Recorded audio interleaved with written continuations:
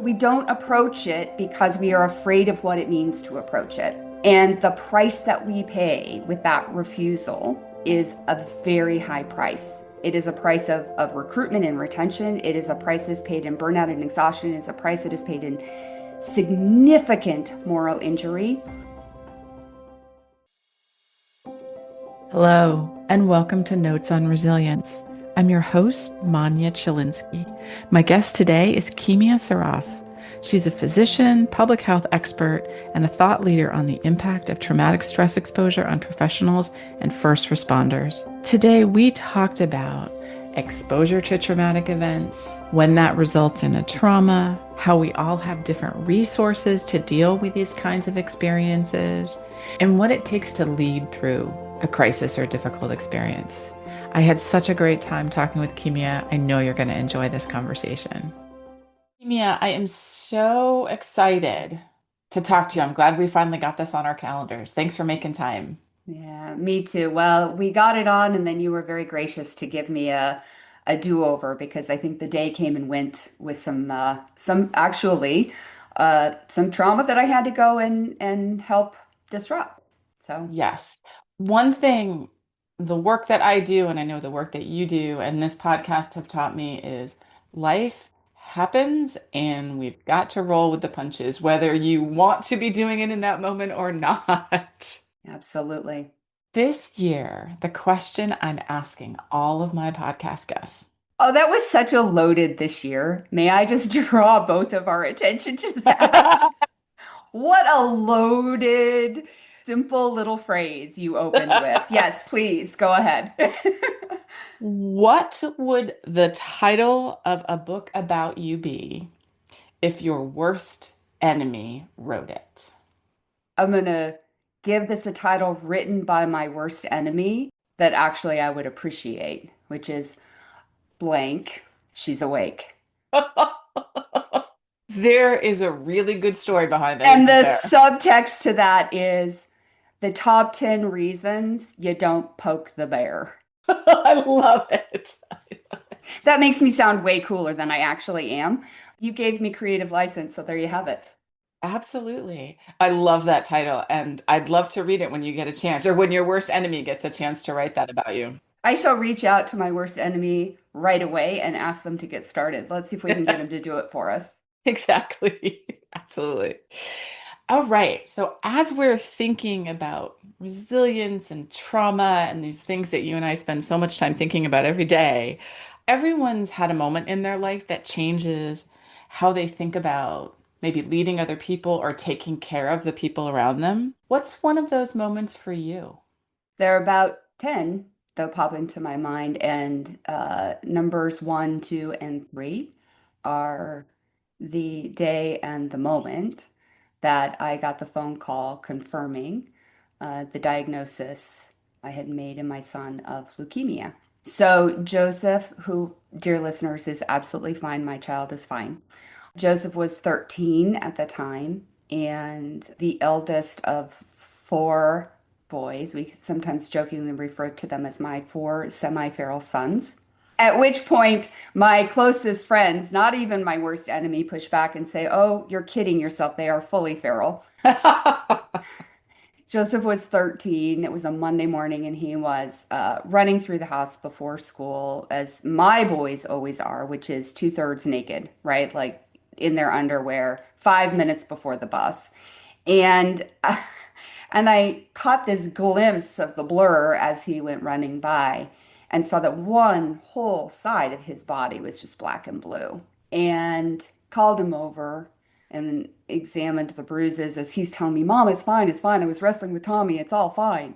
And did all the things that, as a physician, you're not supposed to do with your own family, which is laid him down, palpate his liver, palpate his spleen, realized all the things, and just knew in that sort of both physician training, but also that mama gut sense that I was looking at leukemia. And within a couple hours, had the labs drawn, and within a couple hours after that, had received a phone call from his pediatrician saying, "Yeah, this is acute lymphoblastic leukemia." And within 2 hours of that, we were in the ICU because it's a medical emergency. And so that was one of those moments that just sort of crystallizes things, right? Everything else falls away. Everything else falls away in that moment, right? All the things that you think are important, you realize are absolutely meaningless. So it's a moment of crystalline clarity that we never wish on anyone. I want to be clear about that. And that I look back on and carry with me I carry that moment as an ever-present moment on purpose because it serves as such a good reminder of the things I want to draw my attention, of the places I want to put my energies and my efforts. So I deliberately carry that. Right. Wow. Well, thank you for sharing that story and thank you for letting us know that your son is okay as well, because that just hits at the heart of so many of us just thinking of a child and thinking of what that must have felt like for you when you realized what was happening, that sinking stomach feeling. And as you mentioned, in a way, we don't want people to be able to understand what it's like to feel one of those moments because it means you've gone through something just so difficult. And this podcast, I guess, for me, is one way to help other people understand what it's like when you go through a moment like that. And so, thank you for being so honest and sharing that story.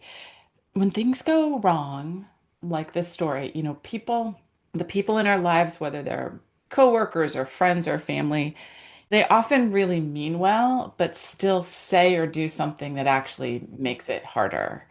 And what have you seen like get in the way of recovery or progress, even when someone they fully had good intentions? Yeah. That is a question that I want to answer in three parts, if I might, because you are exactly right. You're exactly right. And I see people and have experienced myself and frankly have done it wrong. I mean, so I just want to own that on the front end. I have gotten it wrong. Sometimes I've gotten it wrong in what I actively did or said. Sometimes I've gotten it wrong because I was so afraid of getting it wrong, I did or said nothing. Yes. Right? Been So, there. I mean, Yes. both ends of that spectrum require that we tend to them. And it feels important to normalize that for listeners because none of us want to get it wrong. And we especially don't want to get it wrong with the people we love, we care about when we're approaching this with good intentions. I want to drop back for half a second though, because something that you said really sparked a thought in my head, which is around this idea that we don't wish those moments on anyone. And everyone's going to have those moments. All of us are going to experience those moments at some point in our life. None of us get out unscathed, right? Will it be a moment that looks like mine, a moment that looks like yours? I hope not. And it'll be a moment that impacts, every one of us will have a moment that impacts us. It is a truth. And so then what becomes really helpful once we accept that truth, and this is, I want to be clear, this is coming to recognize and accept this as truth is a really important stage of normal, healthy adult development. So now I'm going to Dr. Geek a little bit, right? Which is that oftentimes we don't realize that adults go through normal, healthy, predictable stages and phases of a development in the same way children do. We don't talk about it in adults, but coming to accept this without becoming cynical, that's the key. Because traumatic stress exposure is truly inevitable. And I'm going to say that again for anybody who didn't catch it the first time, because I think this is important. Traumatic stress exposure is inevitable. Trauma is not. Trauma is what happens to us inside of us after the exposure. And traumatic stress exposure comes at us in a lot of different ways. What most of us think about when we think about is we think about events, that moment in time, the diagnosis, the phone call, the sentinel event that we experience out in the world, but we think about it in terms of traumatic event. It is also that cumulative and compounding exposure to secondary and vicarious trauma and the traumas of moral injury, which come from a completely different place, right? So this is this exposure to the things that happen to us. It's also the exposure that happens over time to the people we love, the people we care about, the patients we take care of, the communities we serve. And it's also that cumulative and compounding dose of vicarious exposure through the stories we listen to, the things that we see. Now, that's not how the story ends. That's half of the story. The other half of the story is the skills we develop, the mindset we strive for, the capacity we build to successfully navigate when, not if, that happens. And so for me, it becomes about planning for that, building capacity towards that when, not if. Hmm. Absolutely. And you're right. When none of us get out of this unscathed, it's the shape of the traumatic experience or the trauma is different depending on what the thing is. And so in some senses we all share the experience, but because the cause is different, it often feels that we don't understand each other. Absolutely correct. You are 100% because let's take it out of these big experiences, Yes. right? That you and I have each individually had. Let's take it to the two of us walking down the street at the same time and something occurs around us. It doesn't cause either one of us any physical harm. And it's startling, it's frightening, it's whatever-ing, but it's most of all, it's overwhelming. It overwhelms, right? Or at least it overwhelms me. So this is where it becomes really important and have the exact same exposure at the exact same time. And the moment passes and I look at you and I am flattened by it. And you're like, what is your problem? Right? What feels overwhelming, what lands as overwhelming to one person may be a nothing sandwich to the person standing right next to them. Why? We have different exposure histories. We have different experiential histories. We are differently resourced, both in terms of like what we have that we can access, but probably our internal resources that may say, oh, yeah, you're going to be fine. You know what to do, right? We may be able to frame the moment differently because of our training, because of past experiences. So all of this is to say that when you say we get it wrong when we approach each other, I think we get it wrong because what we fail to fully understand and appreciate is that trauma is subjective. And it is this really complex interplay of a lot of things. Yes, genes and biology and upbringing and all that, and also resourcing and experience and education and prior exposure and what we know in that moment we can tap to navigate that experience, that exposure we're having. It's super complex.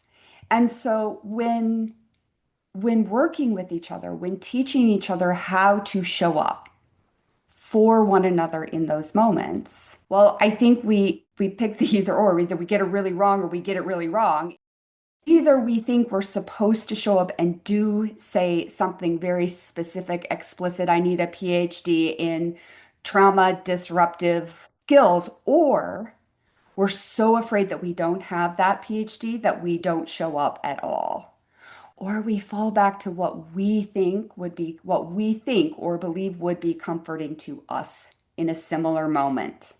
When we recognize the truth lives at neither one of those ends, right? And we recognize that what is needed is our presence, is our capacity to hold, sometimes to hold still, even in the face of overwhelming pain in another, the capacity to tell the truth and say, I am really unsure what to do, and I need you to know I'm here. Those are the kinds of things that, and the skills that we aren't taught necessarily, and out of our own fear, oftentimes we fall back to the things that would be comforting to us. And that's where we trip and fall, right? That's where we make mistakes and say things like, You'll learn from this. This will be meaningful someday. This will, right? We say those things out of these really good places, right? Or we fall back into talking about how we feel about the other person's pain. That can be really harmful sometimes. There's a great philosophy that was first put forth by Dr. Susan Silk and her husband. It's called ring theory, and we can talk about that. So we sort of fall back to how we feel about what's happening to this person who's having this experience, or we fall into, I'm so afraid I'm going to get it wrong that I'm just going to go silent, and then that leaves the person feeling quite abandoned.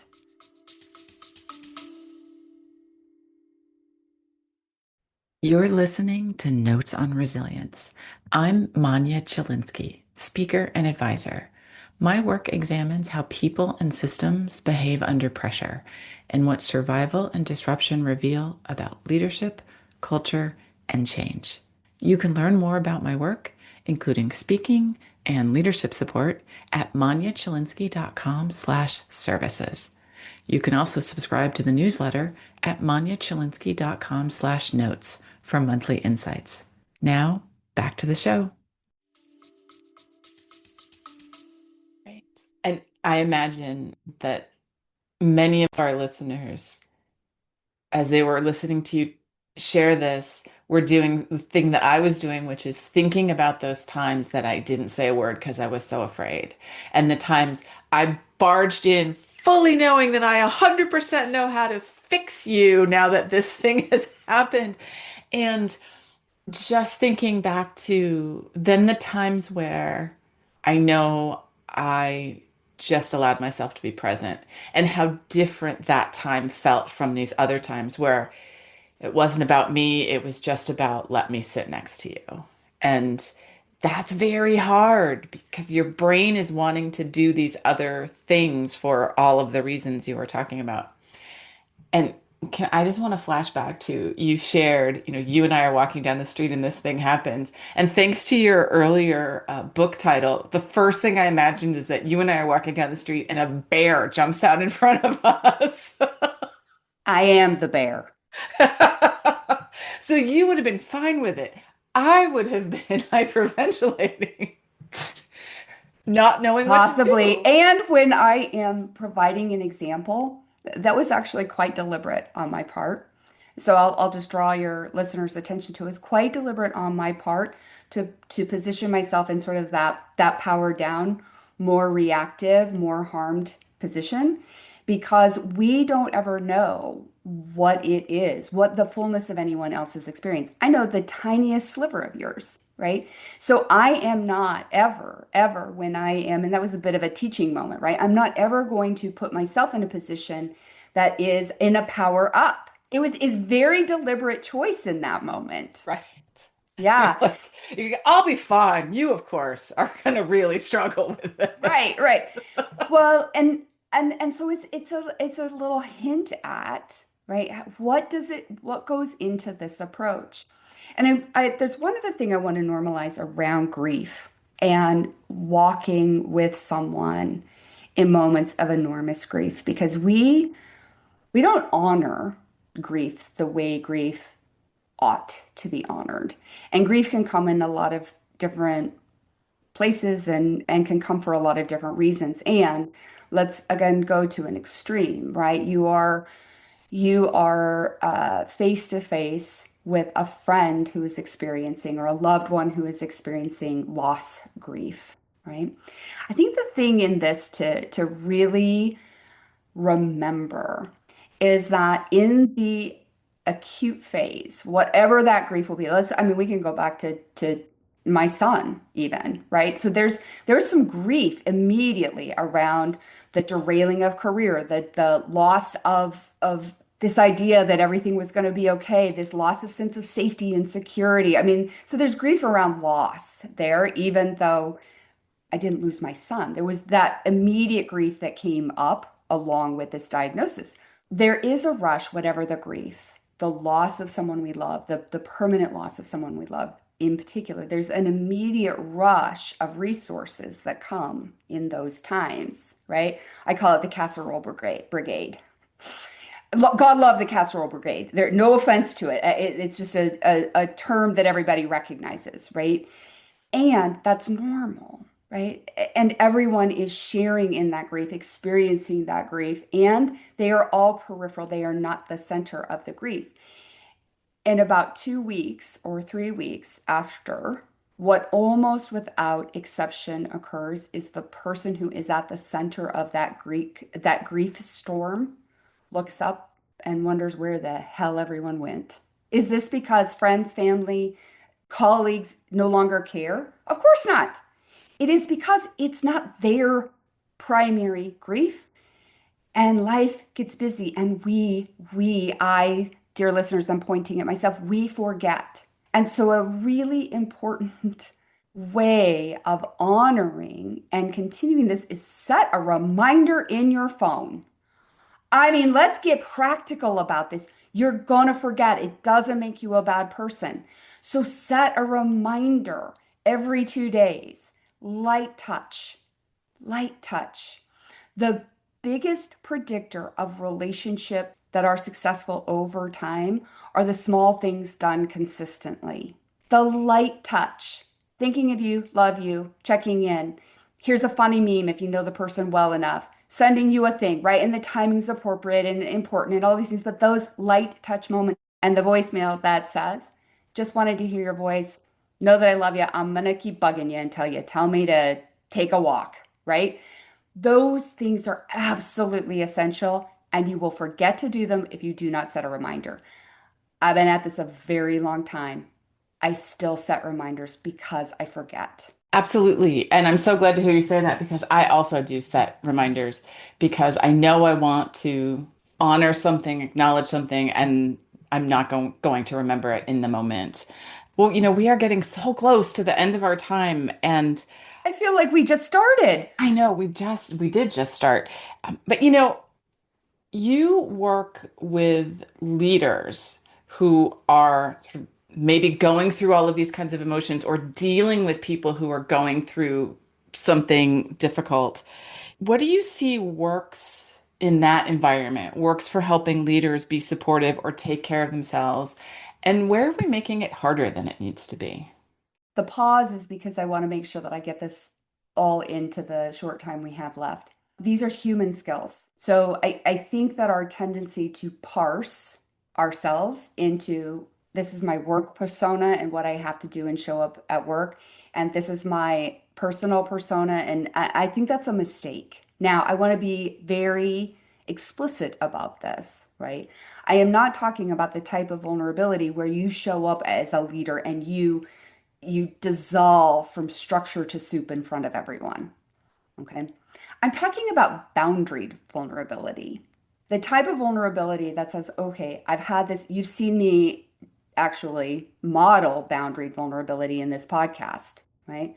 Which is, you asked me a very important question, and I offered you a very well metabolized story, right? There's vulnerability to it, yes. And I didn't fall apart in the retell. Why? Because I've done my work to allow the metabolizing and the conversion of that wounded place in me into a source of wisdom, teaching, however you want to frame it. So, that type of boundary vulnerability is absolutely essential leadership capital. And here's where it gets really tricky because if you are the tip of the spear, if you are the leader, you don't get to dump in on your team. You show up with boundary vulnerability because that humanizes us, because that allows people to make the approach to you and come closer. And you do not dump in the pain, the harm, the vicarious trauma, the secondary trauma, the primary trauma. You're not dumping that in. They may be dumping some of that out. Certainly the behaviors are showing up oftentimes. And that doesn't mean you don't need the places to dump out too. So this is where we begin to talk and teach about bench strength, right? I have a thing I often say, which is sooner or later, all of us are going to need a deeper bench. We don't know when hell's going to visit, right? We just said it does, that it will. All of us are going to need a deeper bench. And so we begin to build bench strength. We recognize this as a very human and leadership need. And we begin building network where we can pick up the phone and say, here's what's happening. Here's the story I'm telling about it. Here's how it's showing up, right? And we have someone where we can dump out very safely without causing harm, without harming our team, without dissolving from structure to soup, without doing all of those things. Because the same process of this is a decentering of leadership, right? We talk about decentering in a lot of different ways. This type of decentered leadership is the kind that allows us to show up and resonate with and allow people to come closer to us because trust and safety, right, on teams, these are and connection, those three things are absolutely essential for high performing teams. In these huge meta-analyses that have been run by Google and other um, enormous multinational corporations, right?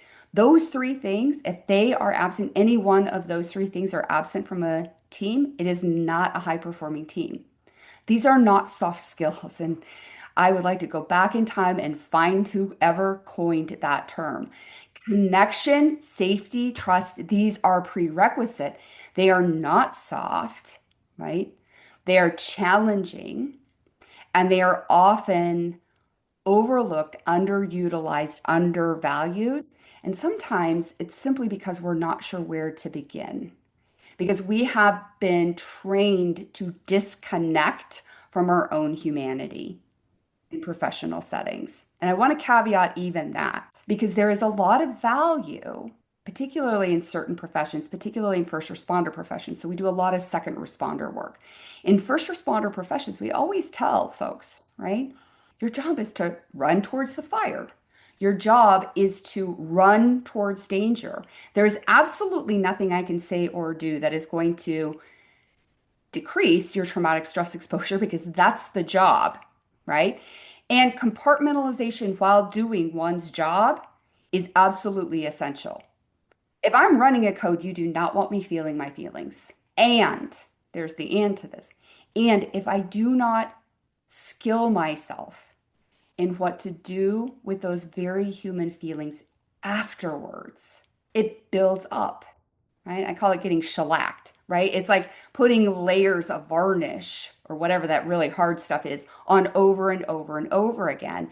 And what happens over time, what happens over the years is I become less good at what I do, less efficient, less effective, and sometimes even less human in how I show up for very human moments. It is supposed to hurt when I lose a patient. It is supposed to hurt to bear witness to accompany, to be proximate to pain and other people. It is supposed to hurt. It also is, by my training, not supposed to submarine me in the moment. And so finding and developing the skill to recognize that this exposure has occurred and now these are the things I do with it is very important. And this cross cuts all leadership development, right? Because leaders are going to be exposed to it. They're going to be exposed to it in secondary stories they hear from the teams they lead. They're going to be exposed to it in the traumatic stress of the organizations that they are leading. And the job is not to fall apart, right? The job is to be able to do the job, whatever it may be. The job is also to develop strategies, skills, networks, and very deliberate resiliency strategy that allows you to stay in the job without becoming someone you didn't mean to be. Wow. It's such important work. Thank you for paying attention to these things.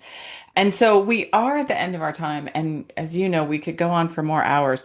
But can you please share with our listeners a little bit more about yourself and your work and how they can reach you? Well, thanks for that opportunity. So I don't know what you will provide at your intro. Here's what I will say is I am a physician and public health professional by training.